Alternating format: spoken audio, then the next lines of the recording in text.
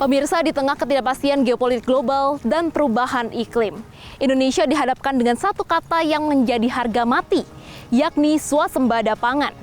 Presiden Prabowo Subianto bahkan telah menyatakan bahwa swasembada pangan merupakan fondasi dari kedaulatan sebuah negara.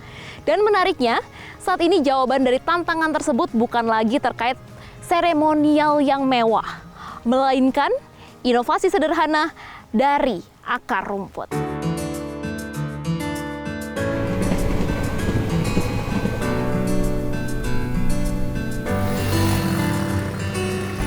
Lokasi yang berada di perbatasan Jawa Tengah dan Jawa Timur ini ternyata tengah mengembangkan inovasi strategis untuk pengembangan swasembada pangan, yakni beras organik. Padi ditanam dengan menggunakan bahan-bahan dari alam, mulai dari pupuk hingga obat anti hama. Tujuannya adalah meningkatkan nilai ekonomi dan juga menyehatkan tanah. Tak mudah memang mengubah mindset petani yang biasanya menggunakan pupuk kimia, kini menggunakan pupuk organik. Lewat kolaborasi pemerintah Kabupaten Blora dan pengurus cabang Nahdlatul Ulama Blora, pertanian organik mulai dikenal oleh masyarakat luas.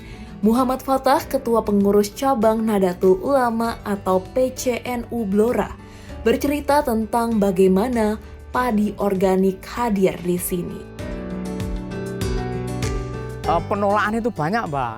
Kenapa? Karena petani kita itu kan sudah terbiasa ya menggunakan pupuk-pupuk kimia, obat kimia, dan itu instan gitu loh. Hasilnya benar-benar kita bisa boom, gitu. Ketika tanaman ini dipupuk dengan pupuk kimia, itu biasanya kan boom itu hasilnya ya. Tetapi kalau organik itu lambat. Nah, maka itu biasanya petani itu jadi sulit itu loh.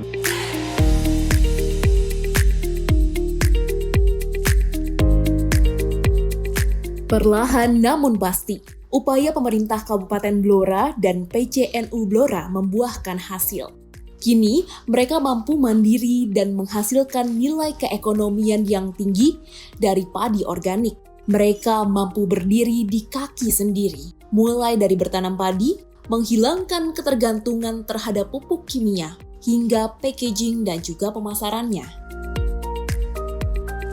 Maka tak heran pada tahun 2025 lalu, Kabupaten Blora terpilih menjadi salah satu wakil Indonesia dalam ajang Kongres Dunia Distrik Organik atau audisi ketiga di Kota Datong, Provinsi Shaanxi, Tiongkok. Bupati Blora Arif Rohman hadir langsung dalam forum internasional yang diikuti 500 peserta dari lebih dari 20 negara tersebut. Hadirnya Blora menjadi kehormatan karena terpilih membawa nama Indonesia di tingkat global. Bisa saya sampaikan bahwa contoh di Blora ini, beras terbaik kualitasnya itu secara umum harganya paling tinggi sekitar 14.000. Tetapi kita untuk organik ini sudah bisa sampai di 18.000 per kilogram ya. Apalagi kalau sudah dikemas bagus dan lain sebagainya, itu harganya bisa sekilonya bisa sampai 20.000, 21.000, 22.000. Nah, gitu. Jadi keekonomiannya jelas berbeda, Mbak. Jelas berbeda, kita hasil organik lebih tinggi. Dari segi penanaman sendiri, kita sistem sama seperti konvensional juga. Cuma dari kita istilahnya itu dari pembiayaan, kita lebih ringan dibanding dengan konvensional. Kenapa tuh, Pak? Kalau saya sendiri, pengalaman saya untuk biaya yang di organik ini, saya bisa ditekan selimit mungkin, tapi hasilnya kita bisa lebih.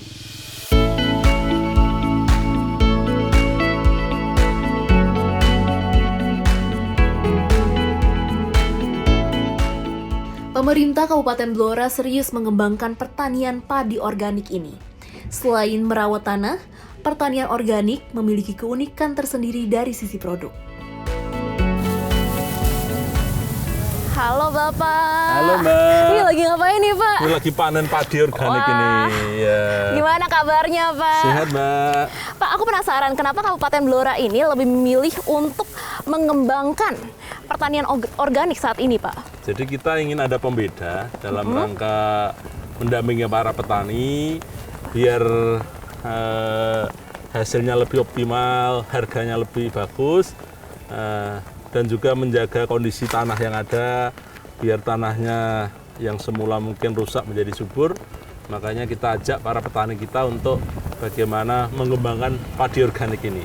Karena prospeknya sangat bagus, sangat cerah, dan juga produk yang dihasilkan ini kan beras sehat. Nah, ini yang menjadi salah satu upaya kita menjadi pembeda dengan daerah lain untuk bagaimana kita fokus ke depan Blora menjadi kabupaten organik.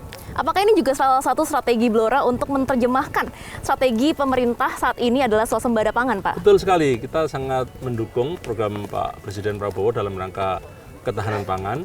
Blora sebagai salah satu daerah penghasil sapi, terus padi, jagung, kita ingin bahwa potensi yang ada dengan sapi menghasilkan kotoran untuk organik ini kita maksimalkan sehingga bisa padinya adalah padi organik, sehingga dari hulu ke hilir ini program ini nantinya bisa mendukung kaitannya program Pak Presiden soal ketahanan pangan, menjadi penyumbang penghasil beras di Jawa Tengah ini kita termasuk 6 besar. Wow.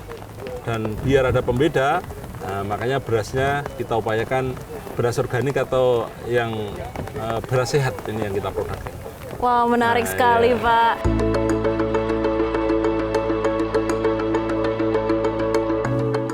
Tak hanya padi, Blora juga memiliki potensi besar dari komoditas jagung dan hortikultura yang dapat dikembangkan untuk industri pangan, pakan ternak, hingga bahan baku industri. Di luar sektor pangan, Blora juga memiliki keunggulan di bidang energi melalui potensi minyak bumi, sumur tua, sumur rakyat, dan juga gas. Maka tak heran, kombinasi sektor pangan dan energi menjadi penopang pertumbuhan ekonomi daerah yang pada 2025 mencapai 5,4%. Pemerintah Kabupaten Blora pun membuka peluang investasi di sektor pertanian. Kabupaten Blora memiliki potensi besar dari sektor pertanian, peternakan, dan pemanfaatan lahan produktif. Hal ini pun tercermin dari tingginya produksi padi yang menjadi salah satu penopang ketahanan pangan daerah, sekaligus menjadi modal penting untuk mendorong hilirisasi, peningkatan nilai tambah, dan pertumbuhan ekonomi berkelanjutan. Kabupaten ini juga memiliki potensi minyak bumi dan gas dengan 260 titik sumur tua aktif yang dikelola secara resmi di lapangan Ledok dan juga Semanggi. Aktivitas produksi tersebut tidak hanya mendukung ketahanan energi, tetapi juga menciptakan lapangan kerja bagi masyarakat lokal. Di sisi lain, terdapat lebih dari 3.000 titik sumur rakyat dan sumur tua peninggalan masa kolonial yang masih terus dipetakan dan diverifikasi sebagai potensi pengembangan energi di masa mendatang.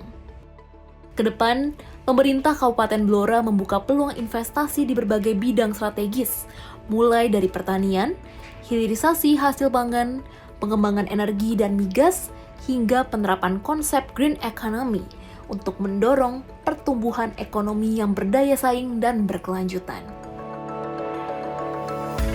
Intinya kami siap untuk ramah menyambut investor yang akan hadir di Blora. Kita ingin bahwa tentunya dari sektor pangan dan energi ini nantinya bisa meningkatkan kesejahteraan masyarakat. Bagaimana masyarakat sejahtera, nah ini salah satunya berakar dari potensi yang dimiliki oleh Kabupaten Blora. Nah ini, jadi kita ingin menjadi kabupaten yang maju, unggul dan berdaya saing, maju dari sektor pangan dan energi, di samping juga mungkin sektor lain yang mungkin nanti akan bisa kita kembangkan. Dari Blora, Jawa Tengah, Krisania Suartanto, CNBC Indonesia.